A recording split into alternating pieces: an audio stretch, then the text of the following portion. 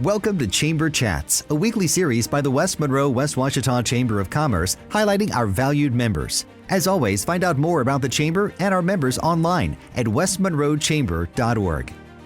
And now, this week's episode of Chamber Chats. Hey everyone, it's Chris with the West Monroe, West Ouachita Chamber, and I'm here at Building Futures' new facility in West Monroe. But first, introduce yourselves before we start this amazing story that you guys have been on.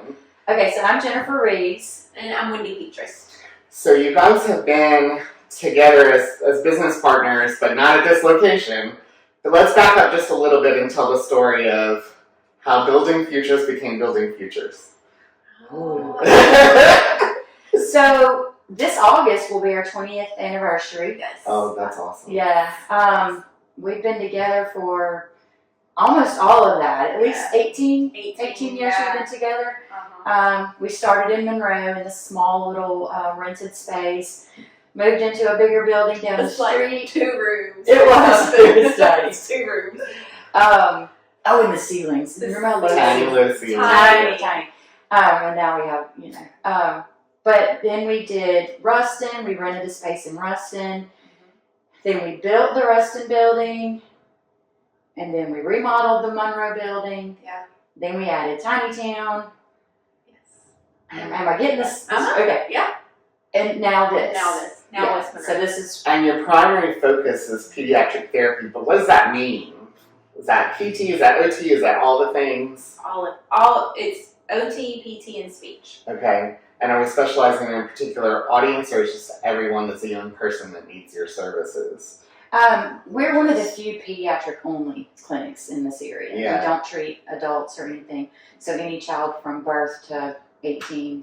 And for those people that really don't know, because I do believe that there's a lot of misconceptions about what is PT and what is OT, you want to just kind of set the stage of what y'all do in that space? Mm-hmm. You want to start? So a lot of people get physical therapy and occupational therapy mixed. I agree, yeah. Or they don't know what occupational therapy is. So that's what I am. So it's always, it's interesting to describe it to someone. Sure. So physical therapy in the world of pediatrics, we're focusing on the basic developmental skills Right. for the most part. But then there's, there can be injuries that happen, and Right. we can work with the children if they've had an injury, developmental delays, Mm-hmm. or physiological issues. Right. There's the torticollis is a type Right. of condition that PTs work with. Right. Where an occupational therapist, we kind of a little bit more global, if you will. We work on like sensory integration problems. We also work on developmental delay. Right. We do a lot of focus on like what your hands can do. And then what we call activities of daily living. That's a term that we use pretty frequently. And for a kid, their job is play. Yeah. And so that's what we do, and we make play the focus of our sessions, so it's fun. Mm-hmm. They're excited to come to therapy. And so for me, that's why pediatrics is so much more fun than adults. Right. But you do have adults involved. You have their parents. Right, I think there's yes. probably a huge education component to putting the Yes. parent at ease. Like, no, this is what really happens neurologically. Mm-hmm. No, this is normal for this dysfunction. Talk a little bit about that kind of intervention with a parent. Well, let me get back to speech. Oh, sorry. No, you're good. Okay. So she talks about OT and PT, or occupational and Right. physical therapy, and I'm speech therapy. So, Got it. and that's just anything the communication aspect, but it's not just what they say, it's how they understand, how they interpret what they hear, Mm-hmm. and how they process language as Sure. a whole. And then, communication, whether it's verbal, whether it's sign language, or you'll see some kids now with a communication device that something talks for them. That's amazing. Yes. Yeah. Yes. And some of the parks even have what they call alternative communication Yeah. boards, where I they're see set the up big that- words. Yes. So Emotion. Mhm. Device, yeah. yes, it's just a way that they can communicate when verbal is unavailable, or they're just not able, or they're not there developmentally for that. Can't articulate that exact thing at Yeah, the same time. Absolutely. That's awesome. How exciting to be there and literally change someone's future. Maybe they might not remember it, but their parents will, That's right. and their life has changed as a result. Well, and it kind of goes into what you were saying about how the parents are involved, because, we do treat the child, but it's a huge part of therapy as far as involving the parent, because we're meeting the child's need, but we're meeting the parent's need at home. You know, the struggles that they go through. Sure. You know, parents with typically developing kids just can't comprehend what that is like. You know, so I feel like we, as a company, really focus on bringing the parents in. What is most important to get from this session? What is it, you know, on your list? And they're really involved in making the goals for their child, and you know, and that attainment then is not just exciting for their child, it's exciting for the family, because it's a family goal. Right. Yeah, I totally agree. Because they want the best for their kid. Yeah, absolutely. And getting there is maybe some anxiety in that. Yes. What do you think misconceptions are in your industry? That's a loaded question, probably. I know It was a loaded question. I know one. All right, fire away. I wonder if yours is the same as mine. All we do is play. Oh. You're just going there and they Very just play. expensive playtime. Yes. Okay. Yes. Yeah, I can see that. some people don't really understand the development and the process of development. You know, oh, it's fine if he didn't crawl, or oh, it's fine if he's not talking by, you know, saying this many words by, you know, whatever milestone. He's going to just all of a sudden jump ahead. Right, yeah, Catch up. He'll No catch catch up. up. And that's another misconception. Right. You know, and we really do, like when we were speaking with our referral sources and things like that, you know, they all are aware of like our stance on that. And our stance is get them in, get them early, get them out. That's, you know. And like don't- life become normalized. Yes. That was just a chapter. Yes, exactly. So That's we don't beautiful. intend for it to be a lifelong process. Right. Bring them to us as soon as you find something, you know, that's going on, whatever that may be. Bring them to us. Let us help. Let us fix it, and then y'all go on your merry way. There's so many issues of learning disability, autism, all kinds of things that we talk about now that we didn't used to talk about. Right. There's more differentiation possible because we have tools at our disposal and learned people like you guys that know how to identify and then make a path forward. Yeah. What do you wish people asked? What's a question or something that you wish people asked sooner? You know, like, I think we all worry about what is normal, and that's a scary word.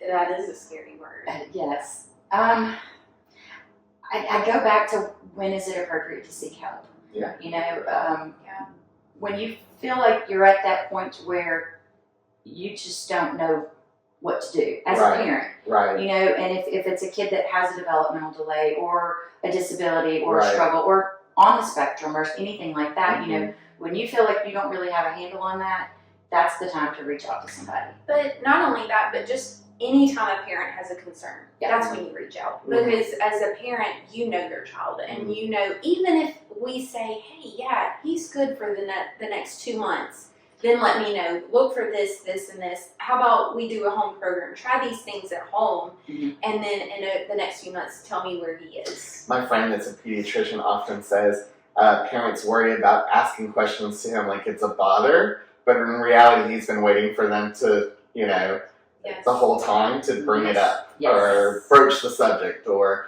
don't wait until the doorknob question. Ask it at the beginning. Just ask. I love that. I love that. In your industry, what have you seen evolve in the last 20 years on this roller coaster ride that you've been on?